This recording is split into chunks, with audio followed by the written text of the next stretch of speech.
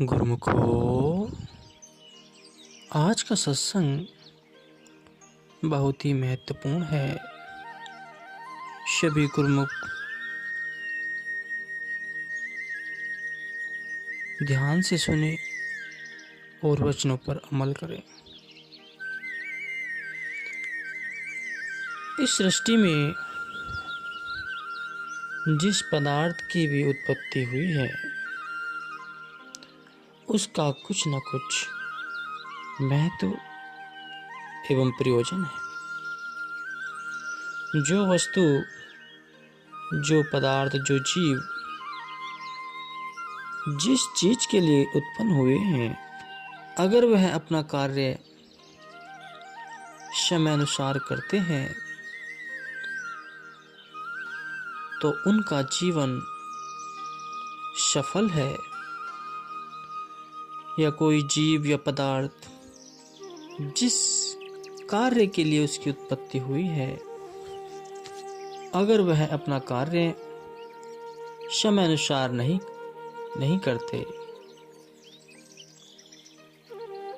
तो उनका जीवन बेकार यूं ही चला जाता है। यदि प्राणी अथवा कोई जीव अपने उस विशेष उद्देश्य को पूरा करता है जिसके लिए उसकी उत्पत्ति अथवा रचना हुई है, तब तो वह सफल एवं सार्थक है।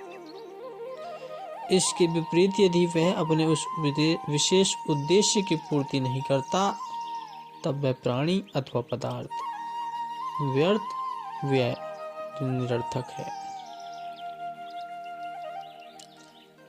एक माली अपने बाग में फूलों का एक पौधा लगाता है, यह सोचकर कि इसमें एक दिन सुंदर और सुगंधित फूल खिलेंगे जो अपनी सुंदरता से सबका मन मोह लेंगे और अपनी भीनी भीनी सुगंधि से आसपास का वातावरण सुवासित कर देंगे। यदि वह पौधा अपने इस उद्देश्य की पूर्ति करता है, अर्थात उसमें सुंदर और सुगंधित फूल विकसित होकर वातावरण को सुवासित करते हैं और अपनी सुंदरता से सबको अपनी ओर आकर्षित करते हैं, तो फिर वह पौधा माली को प्यारा लगता है। माली उसकी हर तरह से सार संभाल करता है। दर्शक भी उन पुष्पों की प्रशंसा करते हैं, बाजार में भी उनकी कीमत पड़ती है और भगवान के भक्त उनकी माला बनाकर इष्ट देव के मंदिर में ले जाते हैं, जहां वे पुष्प भगवान के गले में शोभायमान होते हैं। किंतु वह पौधा यदि अपने इस उद्देश्य की पूर्ति नहीं करता, अर्थात उसमें सुंदर और सुगंधित फूल नहीं खिलते, तो आप उसे देखकर यही कहोगे कि यह कैसा पौधा है जिसमें पुष्प नहीं लगे। ये बेकार और निरर्थक है। इसका स्वाभाविक परिणाम क्या होगा कि माली उस पौधे को निरर्थक और मूल्यहीन समझकर उखाड़ फेंकेगा। ठीक इसी प्रकार जीवात्मा को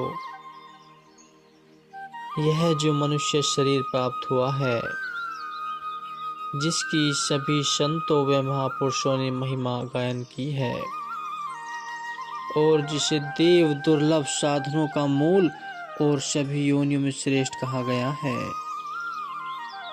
यह भी किसी विशेष उद्देश्य अथवा प्रयोजन से ही जीवात्मा को प्राप्त हुआ है। अन्य शब्दों में, मनुष्य भी किसी विशेष उद्देश्य से संसार में आया है। अब यदि वह उस उद्देश्य की पूर्ति करता है, तब तो जीवात्मा का मनुष्य शरीर धारण कर शरीर में जन्म लेना सफल एवं सकारत है। तब तो उसकी महानता एवं श्रेष्ठता है। ऐसे मनुष्य की संसार में भी शोभा एवं प्रशंसा होती है। भगवान को भी वह प्यारा लगता है और वे हर तरह से उसकी सार संभार करते हैं। उनकी दृष्टि में ऐसे मनुष्य की कीमत होती है, किंतु यदि वह अपने वास्तविक उद्देश्य की पूर्ति नहीं करता तो उसका जन्म लेना अर्थहीन है। उसका जीवन किसी काम का नहीं, न वह संसार में शोभा पाता है और न ही प्रभु के धाम में उसकी कोई कीमत पड़ती है। तो गुरुमुखो, अब विचार इस बात का करना है कि वह विशेष उद्देश्य कौन सा है जिसके लिए है जीव मनुष्य शरीर धारण करके संसार में आया है। वह उद्देश्य है प्रभु की भक्ति करना। मनुष्य इसी विशेष प्रयोजन के लिए इस संसार में आया है कि वह भक्ति करके अपनी जन्म जन्म से बिछड़ी आत्मा को परमात्मा के संग मिला ले और सदा सर्वदा के लिए जन्म मरण के चक्कर से छुटकारा प्राप्त कर ले। यदि वह अपने इस उद्देश्य की पूर्ति करता है, अर्थात परमात्मा के भजन भक्ति में जीवन को लगाता है, तब तो उसका मनुष्य शरीर धारण करना सफल एवं सार्थक है। तब तो उसके जीवन की शोभा है। किंतु यदि वह अपने इस उद्देश्य की पूर्ति नहीं करता तो फिर उसका जीवन निरर्थक एवं बेकार है।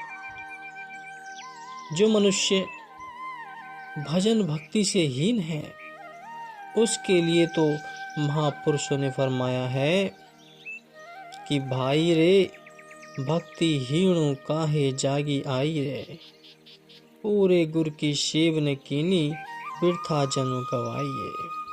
कि महापुरुषों का कथन है कि हे भाई, यदि जीव को भक्ति से वंचित रखना था तो इस जगत में जन्म धारण करके आया ही किस लिए। इस जीवन में यदि पूर्ण सद्गुरु की सेवा, उनके उपदेशानुसार भजन भक्ति की कमाई नहीं की तो फिर तूने अपना जन्म व्यर्थ ही गवाया।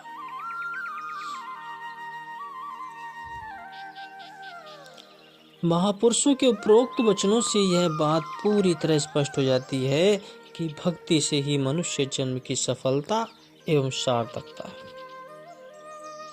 भक्ति से ही मनुष्य जन्म की महानता, श्रेष्ठता एवं शोभा है और भक्ति से ही प्रभु के धाम में जीव की कदर व कीमत है।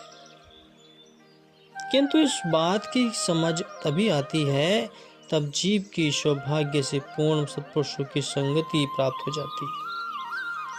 जिन्हें सत्पुरुषों की सुसंगति का यह सौभाग्य प्राप्त हुआ है, उनका कथन है कि हवाए बंदगी आबुर्द दर बजूद मरा, बरगना जोक चुनी आमदन नबूद मरा।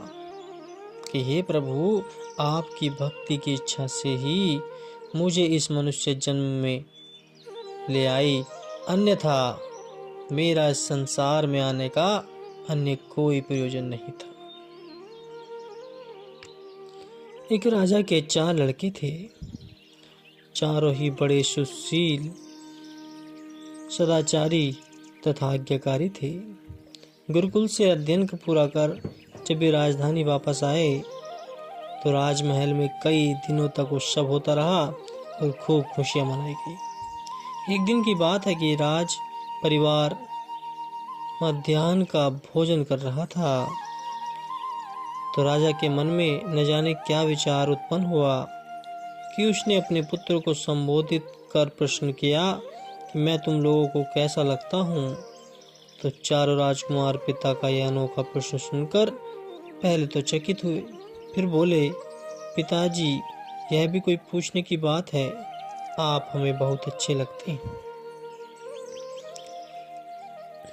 राजा ने कहा, ऐसे नहीं, किसी वस्तु का नाम लेकर बताओ जिससे कि मुझे मालूम हो सके कि मैं तुम लोगों को कैसा अच्छा लगता हूँ।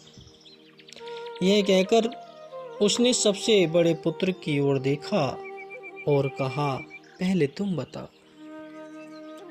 राजकुमार ने चारों ओर दृष्टि दौड़ाई। उसके सम्मुख भांति भांति प्रकार के स्वादिष्ट एवं स्वाद व्यंजन रखे हुए थे, भोजन रखे हुए थे। उसकी दृष्टि खीर पर जाकर रुक गई। उसने राजा की ओर देखकर कहा, पिताजी, आप मुझे वैसे ही लगते हैं जैसे मुझे खीर अच्छी लगती है। राजा बड़े पुत्र का उत्तर सुनकर मन ही मन प्रसन्न हुआ।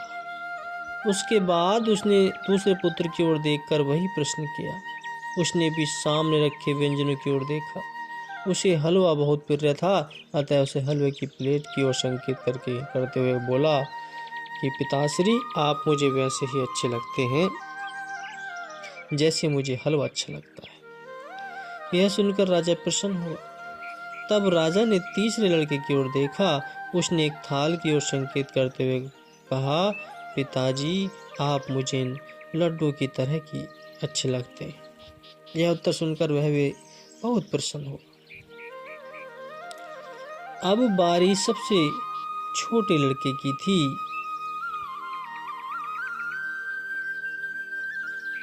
राजा ने उससे भी अपना प्रश्न दोहराया। उस समय वह एक सब्जी में नमक डाल रहा था, क्योंकि उसमें नमक बहुत कम था। नमकदानी उसके हाथ में थी, अतः उसके मुंह से स्वाभाविक ही निकल गया कि पिताजी, आप मुझे ऐसे अच्छे लगते हैं जैसे नमक। नमक का नाम सुनते ही राजा का चेहरा बिगड़ गया। खीर आदि मीठे पदार्थों से अपनी तुलना सुनकर तो राजा को बड़ी प्रसन्नता हुई, परंतु नमक के साथ तुलना किए जाने पर उसे बहुत छोटे राजकुमार पर बड़ा क्रोध आया। क्रोधावेश में उसने कहा, मेरी तुलना तुम नमक से कैसे निर्दोष पदार्थ के साथ कर रहे हो? दूर हो जाओ मेरी आंखों से। मैं तुम्हारा मुंह भी देखना नहीं चाहता। मेरा तुम्हारा आज से कोई संबंध नहीं। अभी इस बात पर राजमहल छोड़कर चले जाओ। छोटा राजकुमार भोजन बीच में ही छोड़कर उठ खड़ा हुआ। उस समय वहां उसकी माता, उसके तीनों भाई और कुछ अन्य संबंधी भी बैठे थे। परंतु राजा को क्रोध में देखकर किसी का भी राजा से कुछ कहने का अथवा उस छोटे राजकुमार को रोकने का साहस नहीं हुआ। संसार की यही रीति है, क्योंकि संसार की प्रीति झूठी और स्वार्थ पर आधारित है। संसार की ऐसी झूठी प्रीति देखकर ही सत्पुरुषों ने फरमाया है कि जगत में झूठी देखी प्रीति, अपने ही सुख शिव सब लागे, किया दारा किया मीत, हरि बिनु तेरे को न सहाई, कां की मात पिता सुत बनिता को काहो कोई भाई।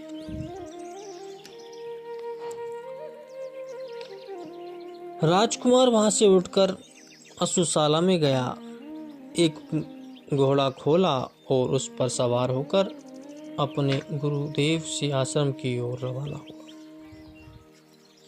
आश्रम में पहुंचकर वह सीधा गुरुदेव के चरणों में उपस्थित हुआ और दंडवत प्रणाम किया। गुरुदेव ने पूछा, राजकुमार, कहो, सब कुशल तो है? राजकुमार ने जो कुछ राजमहल में हुआ था सब वृतांत ज्यों का त्यों गुरुदेव के चरणों में निवेदन किया, कुछ भी नहीं छुपाया।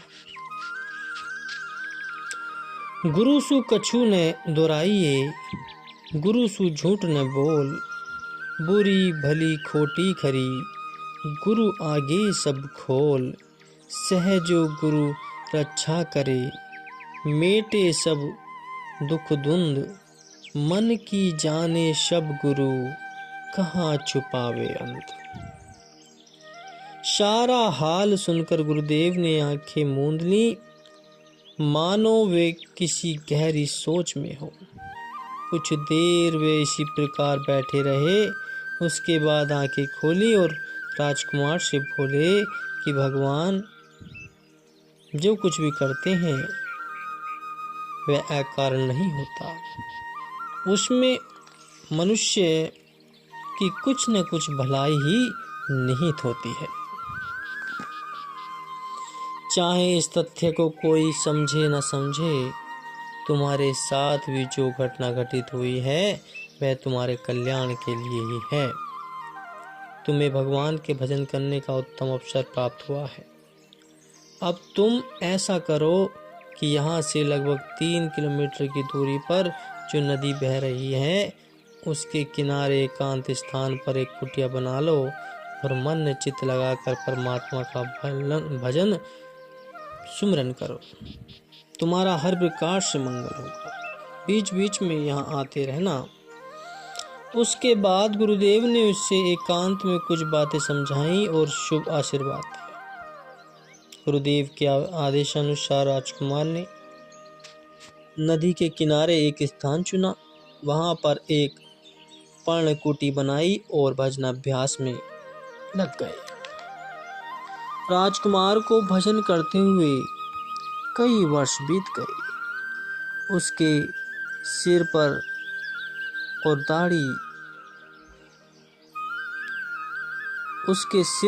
दाढ़ी मूछ के बाल भी उस बीच बहुत बढ़ गए। आसपास के ग्रामवासी उसका बहुत ही आदर करने लगे। आवश्यकता अनुसार वे उसे खाने पीने का सामान पहुंचा दिया करते थे। एक दिन राजा अपने तीनों पुत्रों के साथ शिकार के लिए वन में गया। उनमें आपस में यह निश्चित हुआ कि जो भी शिकार को पहले देखेगा केवल वही उसका पीछा करेगा, अन्य सब उसी स्थान पर उसकी प्रतीक्षा करेंगे। संयोग की बात है कि राजा की दृष्टि एक हिरण पर पड़ गई। उसने जैसे ही धनुष पर बाण चढ़ाया कि हिरण छलांगे मारता हुआ द्रुत गति से एक ओर भागा। राजा ने भी अपना घोड़ा उसके पीछे दौड़ाया। हिरण का पीछा करते करते दोपहर हो गई, परंतु हिरण राजा के हाथ न आया और एक स्थान पर घने वृक्षों में आंखों से ओझल हो गया।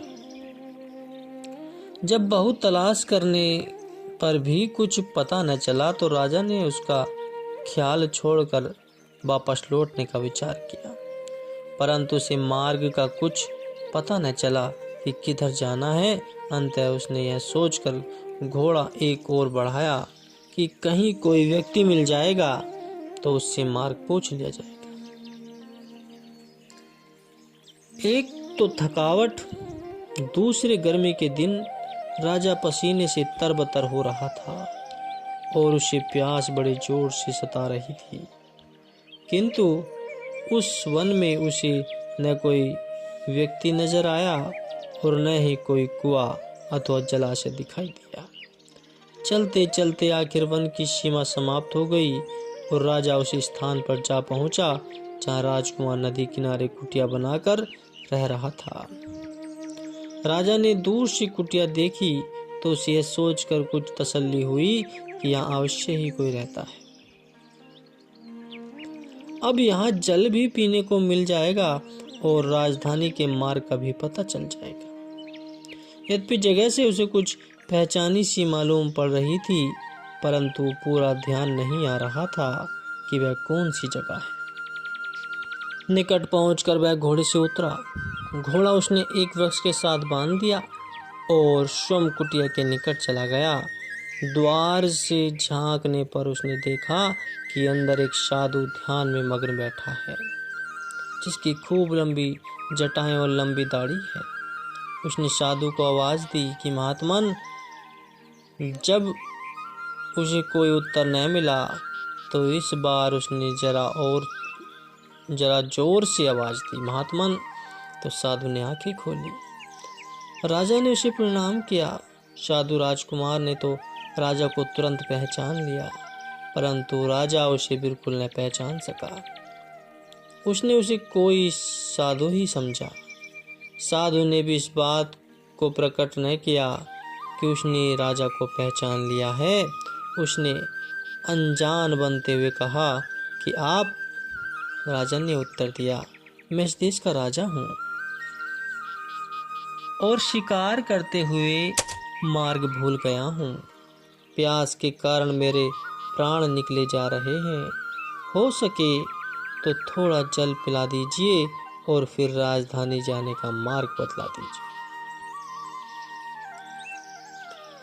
साधु ने राजा को पानी पिलाया, फिर कहा, राजन, आप थके हुए हैं, थोड़ी देर विश्राम करके नदी में स्नान कीजिए, घोड़े को भी पानी पिलाइए, तब तक पास के गांव से मैं आपके लिए भोजन का प्रबंध करता हूँ।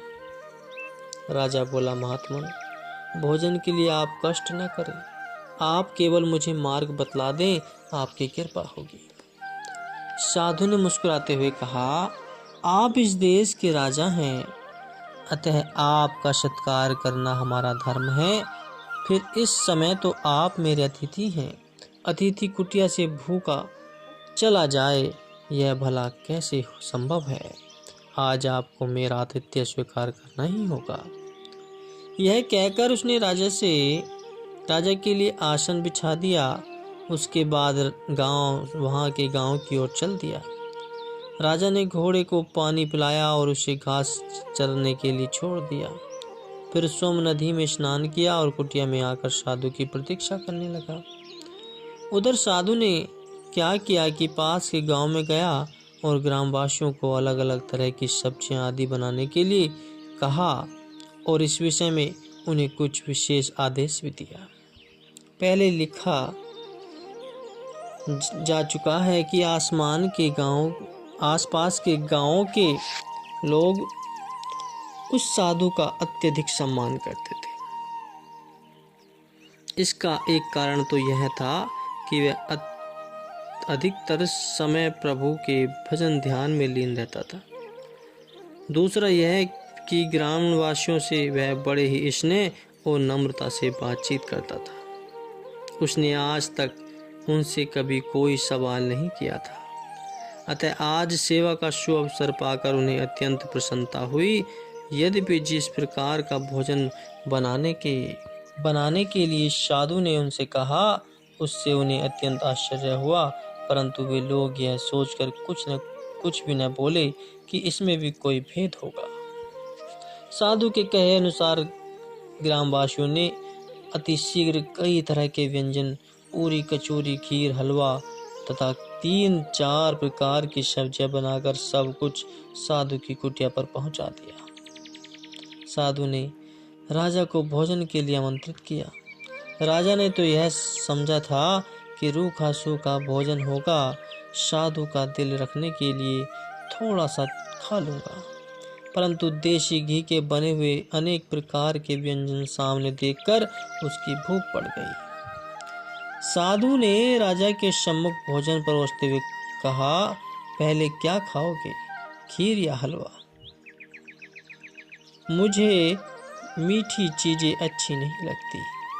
फिर भी चूंकि ग्रामवासी बनाकर लाए हैं, इसलिए एक एक चम्मच दोनों ही चीजें ले लूंगा। राजा ने उत्तर दिया। साधु मुस्कुरा दिया। राजा ने एक एक चम्मच खीर और हलवा खाया, फिर पूरी खाने लगा। उसने सब्जी के साथ जैसे ही टुकड़ा मुंह में डाला, परंतु सब्जी फीकी थी, उसमें नमक नहीं था। राजा ने सोचा, भोजन चूंकि जल्दी जल्दी तैयार किया गया है, इसलिए बनाने वाला नमक डालना भूल गया होगा। अतः उसने दूसरा और दूसरी सब्जी के साथ खाया, उसमें भी नमक नहीं था। राजा ने तीसरी सब्जी को चखा तो वह भी ऐसे ही निकला। राजा बड़ा हैरान हुआ। उसने साधु की ओर देखा। साधु ने जब उसे अपनी ओर देखते हुए पाया तो पूछा, राजन, क्या भोजन ठीक नहीं बना? कोई कमी हो तो बतलाइए। ये ग्रामवासी सादे लोग हैं, इसलिए सादा भोजन ही करते हैं। राजा बोला, और तो कमी भोजन में नहीं है, परंतु किसी भी सब्जी में नमक नहीं है। नमक डालना शायद वे लोग भूल गए हैं, इसलिए थोड़ा नमक हो तो दे दीजिए। राजन, कितने प्रेम और परिश्रम से ये सब्जियां ग्रामीण वासियों ने बनाई है। सब्जियां अवश्य ही स्वादिष्ट होंगी।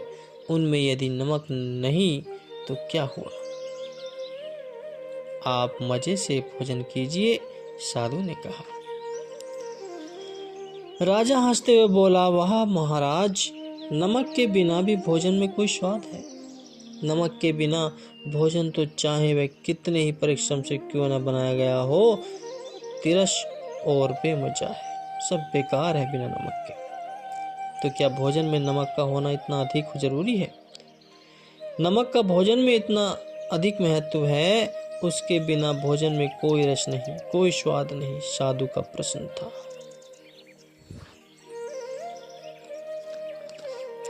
राजा ने उत्तर दिया, महात्मन, यह भी कोई पूछने वाली बात है। नमक के बिना तो ये तरह तरह के व्यंजन बिल्कुल फीके और बेकार हैं। प्रत्युक्त यदि यह कहा जाए कि नमक के बिना भोजन किसी काम का नहीं, तो गलत न होगा। साधु बोला, राजन, जब भोजन में नमक का इतना अधिक महत्व है कि उसके बिना भोजन आपकी दृष्टि में नीरस, बेमजा और बेकार है, तो फिर आपके सबसे छोटे पुत्र ने जब यह कहा था कि आप मुझे वैसे ही अच्छे लगते हैं जैसे नमक, तो आपको उस समय बुरा क्यों लगा था? और आपने क्रोध में आकर उसे आंखों से दूर हो जाने को क्यों कहा था? साधु के मुख से ये शब्द सुनते ही राजा चौंक उठा। उसे बीती घटना स्मरण आ गई। उसने ध्यान पूर्वक साधु की ओर देखा तो राजकुमार को पहचान कर वह भावावेश में आ गया और राजकुमार से लिपट कर रोने लगा। आवेश कुछ कम होने पर राजा ने कहा, आज मुझे अपनी भूल का पता चला। आज मुझे ज्ञात हुआ कि नमक कोई निम्न कोटि का पदार्थ नहीं है, अपनी जगह पर अत्यधिक महत्व रखता है। जो हुआ उसे भूल जाओ और घर चलकर राज्य का काम काज मेरे साथ करो। साधु ने उत्तर दिया, जैसे आपको इस बात का पता चल गया है कि नमक का भोजन में अत्यधिक महत्व है, उसके बिना भोजन में कोई रस नहीं और वह किसी काम का नहीं, वैसे ही गुरुदेव की कृपा से मुझे भी इस बात का भली भांति ज्ञान हो गया है कि भजन भक्ति का जीवन में इतना अधिक महत्व है। भजन भक्ति के बिना जीवन निरस और निरर्थक है, निरुद्देश्य और सारहीन है। मनुष्य अपने जीवन में चाहे कितनी ही भौतिक गुण तथा सांसारिक सुख क्यों न प्राप्त कर ले, भक्ति के बिना उसका जीवन वैसा ही है जैसे नमक के बिना अनेक प्रकार के भोजन व्यंजन। श्री रामचरितमानस में लिखा है, भक्तिहीन गुण सब सुख ऐसे, लबन बिना बहु व्यंजन जैसे। कि भक्ति से रहित सब गुण और सब सुख वैसे ही फीके और निरस हैं जैसे नमक के बिना अनेक प्रकार के भोजन। साधु ने अपनी बात को आगे बढ़ाते हुए कहा, मैंने तो यह दृढ़ निश्चय कर लिया है कि भगवान की भजन भक्ति में ही अपना सारा जीवन बिताऊंगा। भक्ति से ही जीवन में सच्चा आनंद है और भक्ति से ही जीवन की शोभा, सार्थकता और महानता है। यही जीवन का वास्तविक उद्देश्य है। जीव को इस वास्तविक उद्देश्य की पूर्ति करते देखकर महापुरुषों को भी प्रसन्नता होती है और भगवान को भी। इसलिए मनुष्य का कर्तव्य है कि जिस उद्देश्य तो प्रयोजन के लिए है मनुष्य जन्म मिला है, भजन भक्ति का वह उद्देश्य पूरा करके परमात्मा की प्रसन्नता के पात्र बने। उसमें जीवन की सफलता और सार्थकता एवं शोभा है। उसी से ही उसका जीवन सफल हो सकता है। गुरुमुख बोलो जयकारा, बोल मेरे श्री गुरु महाराज जी की जय।